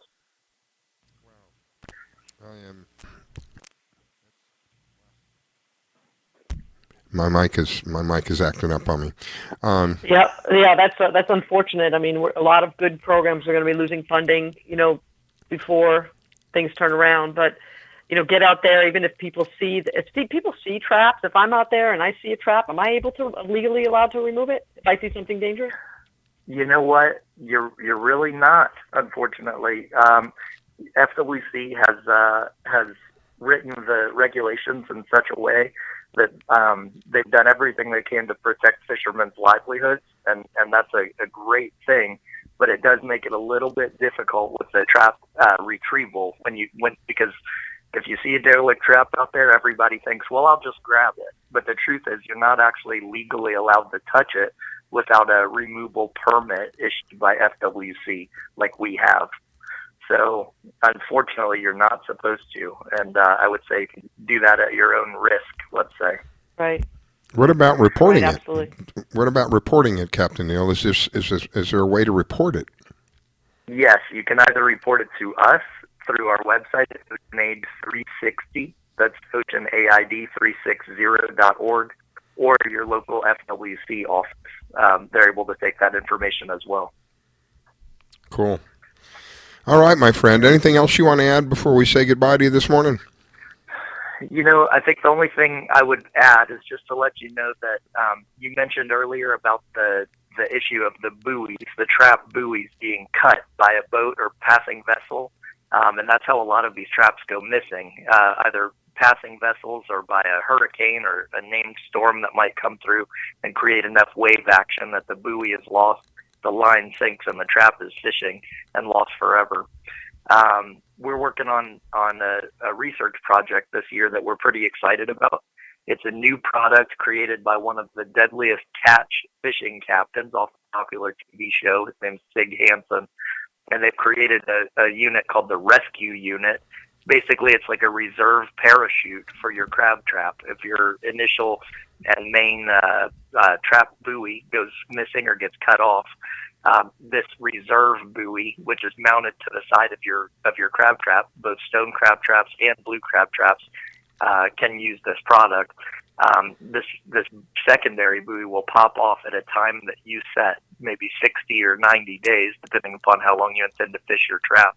And the buoy will pop up and give you a second opportunity to locate your missing trap. Wow. So, yeah, it's really exciting. And we're, OceanAid 360 is actually fishing 20 traps around Tampa Bay over the next year and doing a research project on this to see if the product is working effectively in our salinity and in our environment, nearshore environment here.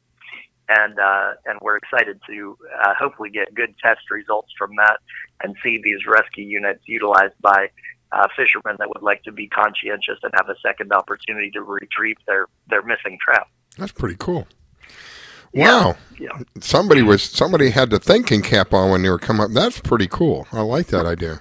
That is it awesome. Really is. Yeah. And that the person having the thinking cap is Dick Hansen, who spent his entire life up there fishing for crabs in the deep waters of the Aleutian chain in the Bering Sea.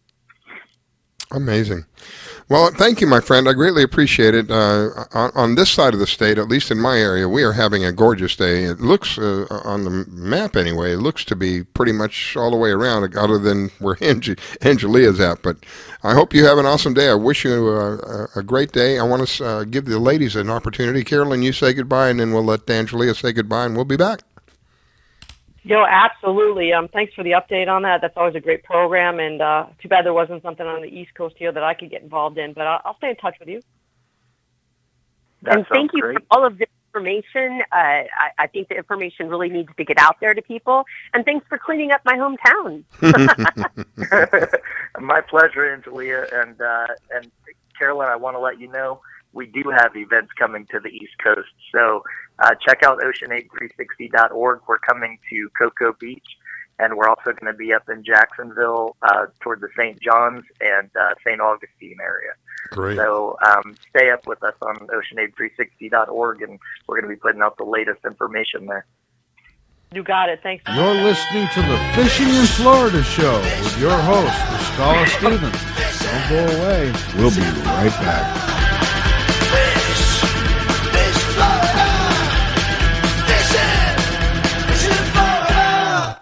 When it comes to parenting, there are no perfect answers. But that's okay, because you don't have to be perfect to be a perfect parent. Teens in foster care will love you just the same. For more information on adoption, visit adoptuskids.org. A message from the U.S. Department of Health and Human Services, Adopt U.S. Kids, and the Ad Council. Everywhere you look, people are talking about CBD. That's why it's such an exciting time to experience HempWorks, the best-selling, most in-demand line of premium CBD oil and CBD products for your health and wellness. Founded by entrepreneur, executive, and business coach Janice Wagle, HempWorks premium quality standards can be found from the top down and across the organization.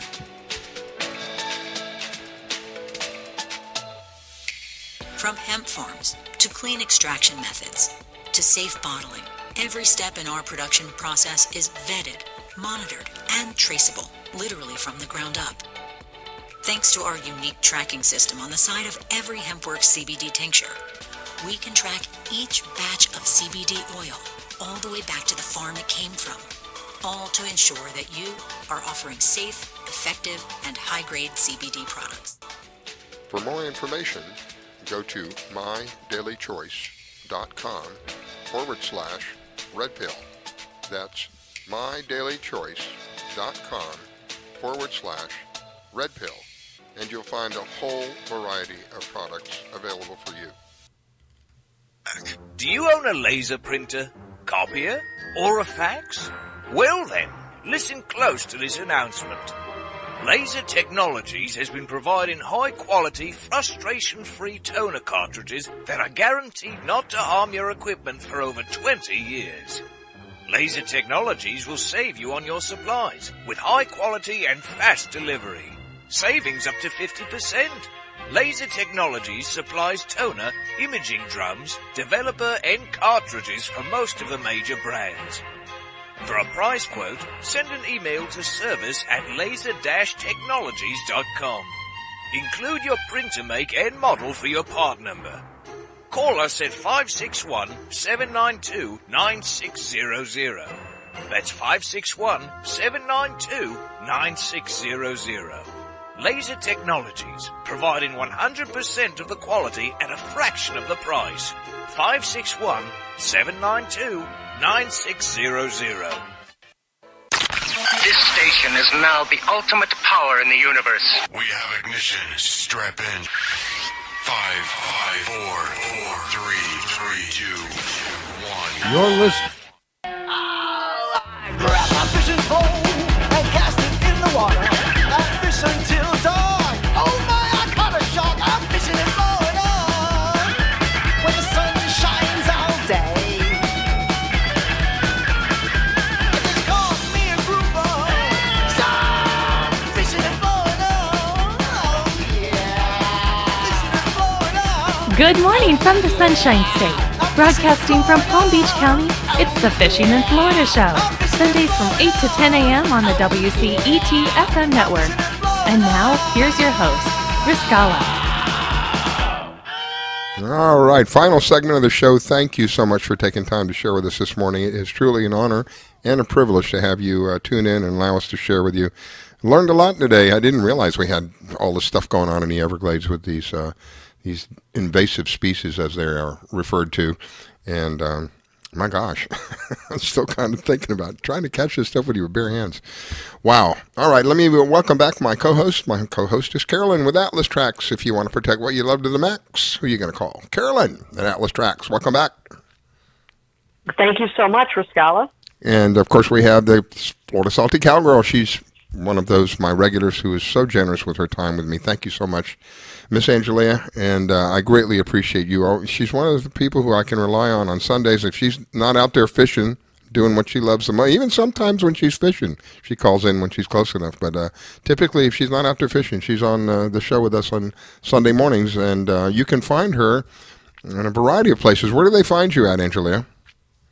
I'm easiest to find on social media, Florida Salty Cowgirl at Instagram or Facebook. And I always welcome people to text me on my personal cell phone at 813-610-0078.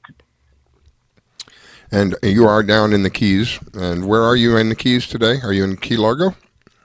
I am in Key Largo, and it's a little bit overcast, and we've had some chilly weather lately, which, like I said, is a welcome addition after the smoldering hot summer we had. And it was hot. I may sound a bit redundant, but I always tell everyone this time of year is my absolute favorite time of year to fish. We also have all of our bait running right now, and it is absolutely insane out there. Anybody who does fish avidly knows that bait, live or otherwise, is very expensive. And right now, up on the reef, or even in the backcountry for that matter, because the mullet run's been going on, but out on the reef, you can just see people everywhere cast netting for bait. Anybody who buys live pilchards or ballyhoo or anything like that, you know it's very, very expensive.